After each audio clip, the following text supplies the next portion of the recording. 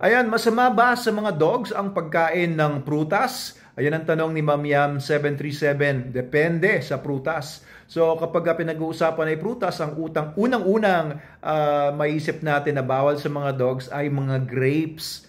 And of course, yung pinatuyong grapes, mga raisins. Alam niyo kung bakit bawal yan? Ako hindi ko alam pero may sangkap dyan na hindi pa matukoy kung ano na nakakalaso, nakakasira ng kidneys ng mga dogs. Grapes, iwasan niyo po talaga yan. By all means, kahit konti lang po ay nakakasira na po.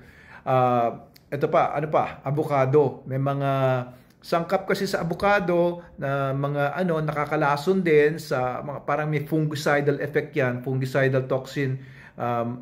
Mataas yung concentration sa buto, sa balat, sa leaves, and may konti rin doon sa laman. So may mga dogs na sensitive dyan, may mga dogs naman na okay lang pag kumain ng konti, walang problema, pero pagka nakakarami na ay lalabas ng epekto. So avocados, iwasan nyo yan. Pangatlo, mga citrus fruits, kasi citrus fruits ay nagkakos din ng stomach upset kapag nakakain sila ng marami because of the high acidity ng citrus fruits. Tapos, ito pa, mga fruits na bawal pa, hindi siya technically yung fruit mismo, pero chocolates. Kasi ang chocolates, galing kasi yan doon sa prutas ng kakao.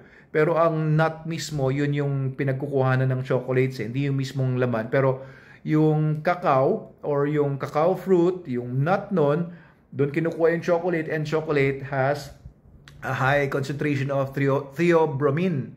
And yung theobromine ay toxic din. Lason yan kahit konti lang.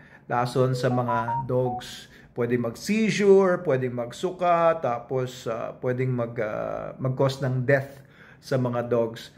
And macadamia nuts yan, bawal din. Macadamia nuts, kahit konting konting amount lang, bawal. So yan po yung mga ilan sa mga fruits na bawal sa mga dogs. Saging pwede naman. Wala namang known na poison ang saging. Humans man or sa dogs. Konting apples pwede naman, wag lang yung buto. Watermelon, wag lang yung buto. Yung ilang safe naman na mga fruits. Pero ito guys, kung magpapakain ka ng mga dogs, mag-SDN ka na lang. Ito kasi ang dogs, hindi naman sila frutivores. Ang frutivores ay mga animals na kumakain ng fruits. So, hindi sila frutivores. Ang dogs din ay hindi herbivores. Hindi sila plant eaters. Ang dogs din, for me, ito ang take ko dyan, hindi sila omnivores. Kasi for me, ang definition kasi ng omnivores, iba-iba sa bawat tao. Pero ang omnivore kasi, ang paniniwala ko dyan ay kailangan kumain ng fruits o ng plants and kailangan kumain ng animal material. And dogs do not need plant materials at all. They need zero plant materials. They do not need any carbohydrates pa nga. So, ang dogs ay carnivores talaga, pero dahil sila ay hindi naman natural animals, sila ay mga descendants ng mga wolves, ng mga dinomesticate, and for so many generations, na-alter na rin kahit papaano yung genetics nila into being able to digest starches more. Pero hindi nila kailangan talaga ang plant materials. They can live without plant materials. They will even thrive if they are given a high amount of animal materials and no plant materials. Kaya yun po yung konsepto ng SDN natin. SDN, kung i-reconstitute nyo yan, kasi dry dehydrated meats ang karamihan ng material dyan. Beef, poultry, pero yung SDN 42 beef lang yan. Yung SDN 21 beef and tuna meals. Ngayon, kung i-reconstitute mo yun, gagawin mo silang meats, ay kasi ang meats kasi 70% water di ba? So ibabalik mo yung water dun sa meats para maging meats siya. 90% ng volume ng ingredients ng SDN 42 ay karne ng baboy at manok. Mga poultry.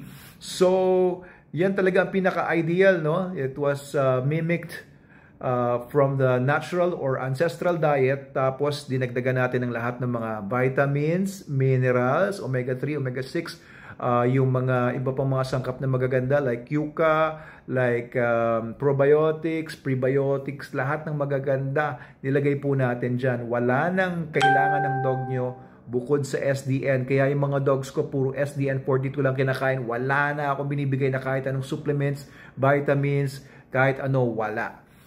SDN lang. Kaya ang gaganda ng mga dogs namin, SDN 42. If you want to try it, no, bumili na po kayo sa mga dealers natin. Message lang po kayo or comment below para i-assist po namin kayo. Ituro namin kayo sa nearest dealer and also yung mga online shops.